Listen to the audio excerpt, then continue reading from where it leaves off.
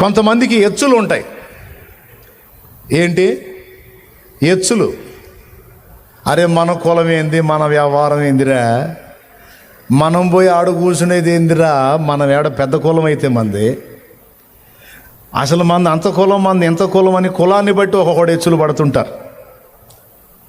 కొంతమంది మతాన్ని గూర్చి ఎచ్చులు పడుతుంటారు, మాది పెద్ద మతం, మాది అంత మతం, మాది ఇంత మతం అని.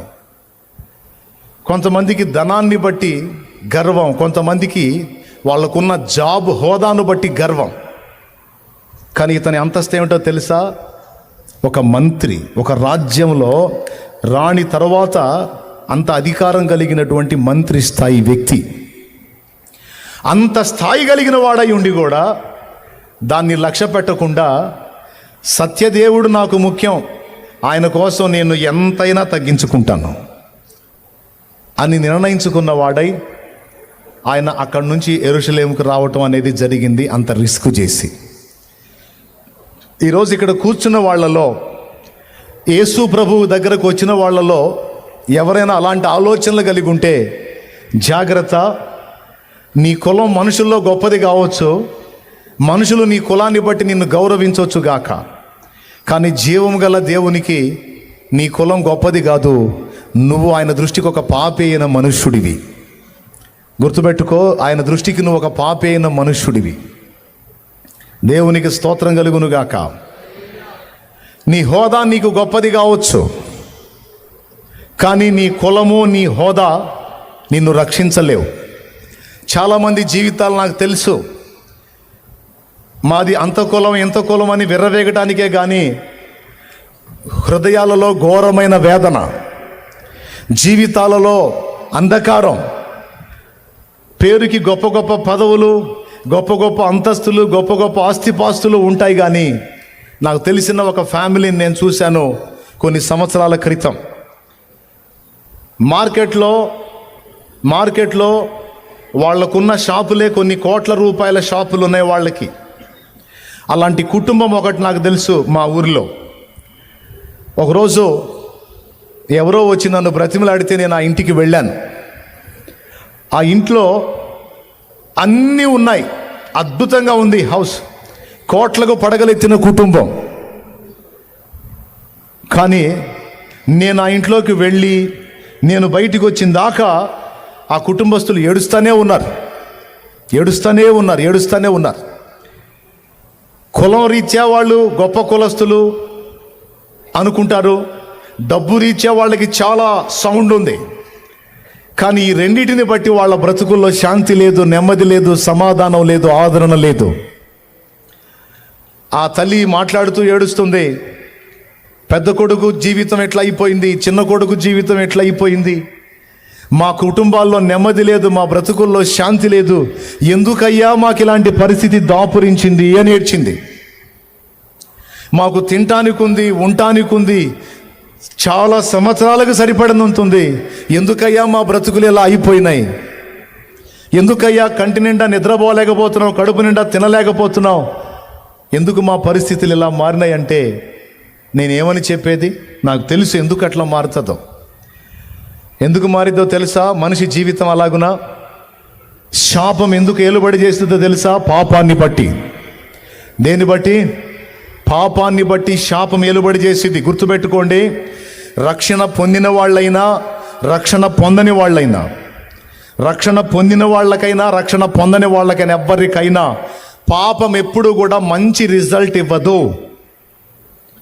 పాపం ఎప్పుడు కూడా మంచి రిజల్ట్ ఇవ్వదు. రక్షణ పొంది నువ్వు పాపం చేస్తే నీకు వచ్చేది చేదే. రక్షణ పొందకుండా పాపులై ఉన్న వాళ్ళకు కూడా వచ్చేది చేదే. దేవునికి స్తోత్రం. పాపం వల్ల వచ్చు జీతము వేదన, దుఃఖము, బాధ, కన్నీరు, అశాంతి. చేసేటప్పుడు బాగుంటుంది, కానీ తరతరాలకు వెంటాడిద్ది. మీకు తెలుసా, బైబిల్లో రాసుంది పాత నిబంధనలో నిర్గమకాండం 20లో ఒకడు చేసిన పాపం 4 తరాలకు తగిలిద్దంట. ఒకడు చేసిన పాపం ఎన్ని తరాలకి? 4 తరాలకి, 3-4 తరములకు రప్పిస్తానన్నాడు. ఒకడు చేసినటువంటి నీతి యొక్క ఫలము దాదాపు 1000 తరముల వరకు వాడిని కరుణిస్తానని దేవుడు మాట్లాడాడు. దేవునికి మహిమ కలుగునుగాక. జాగ్రత్తగా వినండి, ఉంటుందిలే ఆ మాట, బైబిల్లో చూసుకుంటే ఉంటుంది. ఎందుకు అలా విలవెల్లాడుతున్నారు? ఈరోజు రక్షణలోనికి వచ్చినోళ్ళు ఏడుపులోనే బతుకుతున్నారు, రక్షణలోనికి రానోళ్ళు ఏడుపులోనే బతుకుతున్నారు. కారణం ఏంటి అంటే బహుశా అనేక కారణాలు ఉండొచ్చు. వాటిల్లో ఒక కీలకమైన కారణం అయితే పాపం. పాపం పాపం అంటే ఏంటి? ఇంతకీ దేవుడు ఏది వద్దని చెప్పాడో అది చెయ్యుట పాపం, ఏది చెయ్యమని మొత్తుకున్నాడో అది చెయ్యకపోవటమే పాపం. ఆజ్ఞ అతిక్రమమే పాపం. రక్షణ పొందిన వాళ్ళ జీవితాల్లో అతిక్రమాలు ఉన్నాయి, రక్షణ పొందని వాళ్ళ జీవితాల్లో కూడా అతిక్రమాలు ఉన్నాయి. రక్షణ పొందని వాళ్ళు పాపం వాళ్ళకి తెలియదు కాబట్టి వాళ్ళ శాపాన్ని అనుభవిస్తున్నారు. మీకు కూడా తెలుసు, చాలా కుటుంబాలు మంచి మంచి బిల్డింగులు ఉంటాయి, భవంతులు ఉంటాయి, సౌండ్ ఫుల్ సౌండ్, కానీ జీవితాల్లో సమాధానాలు ఉండవు. ఈరోజు ఇక్కడ కూర్చున్న వాళ్ళలో ఆ స్థితిలో ఎవరైనా వచ్చి ఉంటే, ఈరోజు నువ్వు అలా దిగజారిపోవటానికి, నీ కుటుంబంలో నెమ్మది లేకుండా పోవటానికి, నీ పిల్లల బ్రతుకుల్లో సమాధానం లేకుండా పోవటానికి పాపము కారణమై ఉందని నీ వెరుగుదువా? చేసేటప్పుడు భలే బాగుంటుంది. అది అమెజాన్ అడవుల్లో ఒక పక్షి ఉందంట. దారిని పోయే బాటసార్లు చెట్టు కింద సేద తీరితే ఆ పెద్ద పక్షి దాని పెద్ద రెక్కలతో వచ్చి మనిషి ముఖాన్ని విసురుతూ ఉంటుందట. అమెజాన్ అడవుల్లో చాలా రహస్యాలు ఉన్నాయి. అందులో ఒకటి ఈ విధమైన పక్షిని గూర్చిన సమాచారం. మనిషి ముఖం మీదకి వచ్చి రెక్కలు సాచి విసురుతూ ఉంటుందట. మొదట మనిషి ఆశ్చర్యానికి గురైనా తర్వాత ఎండ తీవ్రతకు అలసిపోయి నిద్రమత్తులోకి వెళ్తాడంట. అలా బాగా అతను మత్తులోకి వెళ్ళిందాక విసిరిద్దట. అలా విసిరి విసిరి విసిరి విసిరి విసిరి వీడు బాగా నిద్రమత్తులోకి వెళ్ళాడు అన్నప్పుడు ఒకే ఒక్క తన్నుకి 2 గుడ్లు లాక్కొని వెళ్ళిపోయిద్దట. ఈ కళ్ళ గుడ్లు పైకి చిన్న చిన్నగా ఉంటాయి, కానీ ఒక్కొక్కళ్ళ కన్ను కోడిగుడ్డు అంత ఉంటుంది. తెలుసా మీకు ఆ సంగతి? అసలు మన గుడ్డు ఎంత ఉంటుందో, కన్నుగుడ్డు, కోడిగుడ్డు మీది ఒక చిన్న సైజు కోడిగుడ్డు అంత ఉంటుంది. చిన్న సైజు కాదు, పెద్ద గుడ్డు అంత ఉంటుంది. ఒకే ఒక్క తన్నుకి బాగా విసిరి విసిరి విసిరి విసిరి విసిరి ఒకే ఒక్క తన్నుకి 2 కళ్ళు అలా లాక్కొని వెళ్ళిపోయిందట. అది భయంకరమైన పక్షి కదూ. పాపం అలాంటిది.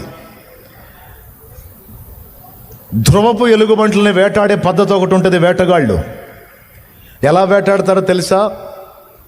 ధ్రువపు ప్రాంతాలంటే ఐసు మంచు ఉన్న ప్రాంతాలు, అక్కడక్కడ ఎలుగుబంట్లు సంచరించేటువంటి ప్రదేశాల్లో కత్తులు పెడతారు. పోట కత్తులు లాంటి కత్తులు పెడతారు. ఆ కత్తులకు రక్తం పూస్తారు. రక్తం పూస్తారు, వేరే జీవిని చంపి ఆ రక్తం పూస్తారు. చాలా పదునుగా ఉంటాయి ఆ కత్తులు. ఆ కత్తులకు రక్తాన్ని పూసి వాళ్ళు వెళ్ళిపోతారు పక్కకి.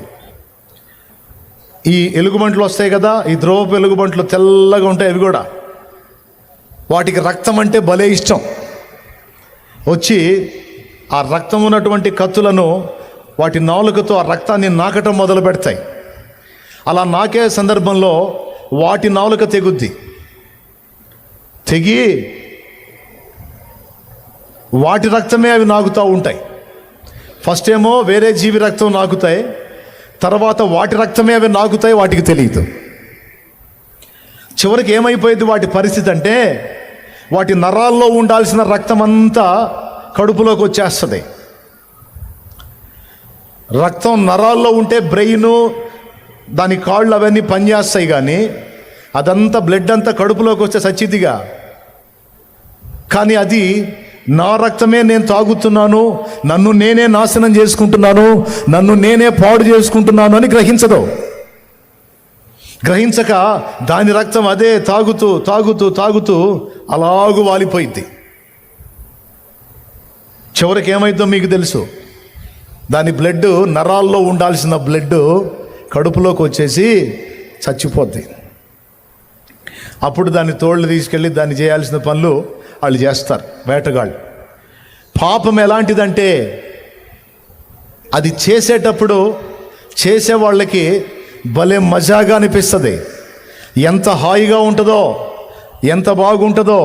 కానీ తెలుసా, మన రక్తం మనమే తాగుతున్నట్టు సాతాను మనల్ని మోసం చేస్తున్నాడు. మనల్ని మనమే నాశనం చేసుకుంటామండి. మనకి ఇది గ్రహింపులో ఉండాలి. రక్షణ పొందినోళ్ళు అందరూ వినండి. ఎందుకంటే రక్షణ పొందినోళ్ళు కూడా ఈరోజు పాపం చేయడానికి భయపడట్లా. పాపము అలవాటుగా మారిపోయింది, పాపము ఆచారంగా మారిపోయింది, భయపడట్లా. పాపంతో సంఘము రాజీ పడింది, లోకంతో, పాపంతో. ఇంత ఫీలింగ్ కూడా లేకుండా పాపం చేయటం ఒప్పుకోవడం, పాపం చేయటం ఒప్పుకోవడం. ఒప్పుకుంటే గడిగేస్తాడుగా, ఆఫర్ ఉంది కదా, యేసు రక్తం ఉంది కదా. ఇమ్మానుయేలు రక్తము ఇంపైన యూటగున్, ఓ పాపి అందు మునుగుమ పాపము పోవును. 6 రోజులు చేయటం, ఆదివారం రావటం, ఈ పాట పాడటం, ప్రభు బల్లో చేయటం, పాపాలు గడిగేసుకోవటం, పోవటం, మళ్ళీ ఫ్రెష్గా మొదలు పెట్టడం. దేవునికి స్తోత్రం కలుగును గాక. అయితే ఒకటి గుర్తుపెట్టుకోండి, దేవుడు నమ్మదగిన వాడు, ఆయన అన్యాయస్తుడు కాదు. నువ్వు ఒప్పుకున్న పాపాలు క్షమిస్తాడు, కడిగేస్తాడు, కాదని కాదు. కానీ ఏ దేహముతో అది చేశావో, ఏ దేహముతో అది చేశామో దాని ఫలితాన్ని మాత్రం దేహం తప్పనిసరిగా అనుభవించాల్సి ఉంటుంది. అది మాత్రం మర్చిపోవద్దు. ఎందుకంటే పాపము ఎప్పుడు కూడా వేదనని, దుఃఖాన్ని, శాపాన్ని, ఓటమిని, బాధనే మిగులుస్తుంది. కానీ అది ఎప్పుడు మనకి నెమ్మదిని, ఆనందాన్ని, విజయాన్ని ఇవ్వజాలదు. ఎంతమందికి అర్థమవుతుందో కొంచెం చేతులు ఎత్తితే సంతోషపడతా. నాకు ఒక పవర్ ఇచ్చాడు దేవుడు. పాటే కాదు, మాట్లాడినా కూడా నిద్రొచ్చింది. అందుకని దేవునికి స్తోత్రం. కొంపతీసి మీరు ఎవరు నిద్రమోహాలు వేసుకొని నిద్రపోవట్లేదు కదా. ఈ ఎన్నేళ్ళు, ఎన్ని సూపరో 6 రైట్, మొత్తం లైన్లోనే ఉన్నారు. చాలా సంతోషం. పాపం ఏం చేసిద్దండి? ఏం చేసిద్ది? విసిరిద్ది. బాగా విసిరి ఇప్పుడు చేసేవాళ్ళకి అంతే. నువ్వు చెప్పు వాడికి, రే వద్దురా అది మంచిది కాదురా అని చెప్పు, మదలిసేపా అంటుంటాడు. ఎందుకు? వాడికి ఆనందంగా ఉంటుంది. అమ్మాయి నువ్వేం చేస్తున్నావు తెలుసా? నీ జీవితాన్ని నువ్వే నాశనం చేసుకుంటున్నావే పిచ్చిదానా. నువ్వు ఒక భాగస్వామిని కలిగి ఉండి ఇంకొకటితో నువ్వు చాటింగ్ చేస్తున్నావు, దెబ్బతింటావు. అమ్మాయి నువ్వు మోసగిస్తున్నావు, పాపం చేస్తున్నావు, దాని ఫలితం అనిపిస్తావు. అంటే ఎవరు బతుకులు వాళ్ళు చూసుకోకుండా ఇతరులకు చెప్తారు ఎందుకు? మా లైఫ్ మాకు తెలుసు, మా జీవితం మాకు తెలుసు, ఏది మంచో ఏది చెడ్డో మాకు తెలుసు, మీరు పని చూసుకోండి అంటారు. వినరో, ఎందుకంటే అది ఇసురుతుంటుంది కదా, ఇసురుతా ఉంటుంది కదా, హాయిగా ఉంటుంది. ఇది కత్తిని నాకుతూ ఉంటుంది కదా, రుచిగా ఉంటుంది. నాకి చివరికి దాని బ్లడ్డే. పాపుల గతి అది, పాపుల గతి అది. రక్షణ పొందిన వాళ్ళైనా, రక్షణ పొందిన వాళ్ళైనా, పాపాన్ని ప్రేమించి జరిగించే మీరైనా, నేనైనా, ఎవ్వడి గతి అయినా, పాపం ఇచ్చేటువంటి ఫలం ఎప్పుడు కూడా ముసుని పండంత చేదు. దేవునికి స్తోత్రం కలుగునుగాక. అయితే ఇప్పుడు కుటుంబాల్లో నెమ్మది లేకపోవడానికి, సమాధానం లేకపోవడానికి కారణం ఏంటని వాళ్ళు అడిగితే ఏమని చెప్పేది? పాపమనే చెప్పాలి, ఇంకా వేరే మాటే లేదు. అంటే ఎన్ని కుటుంబాల్లో ఈ పాపం ఏలుబడి చేస్తుంది, అన్ని కుటుంబాల్లో అన్నీ ఉన్న నెమ్మది ఉండదు, సమాధానం ఉండదు, వేదన, దుఃఖం, బాధ. ఇలాంటి పరిస్థితుల నుంచి నిన్ను విడిపించడానికే యేసుక్రీస్తు భూమి మీదకి వచ్చాడు. పాపము యొక్క బలము నుండి, పాపము యొక్క శక్తి నుండి, పాపము యొక్క పట్టు నుండి మనల్ని విడిపించడానికి ప్రభు అయిన యేసుక్రీస్తు భూమి మీదకి వచ్చాడు.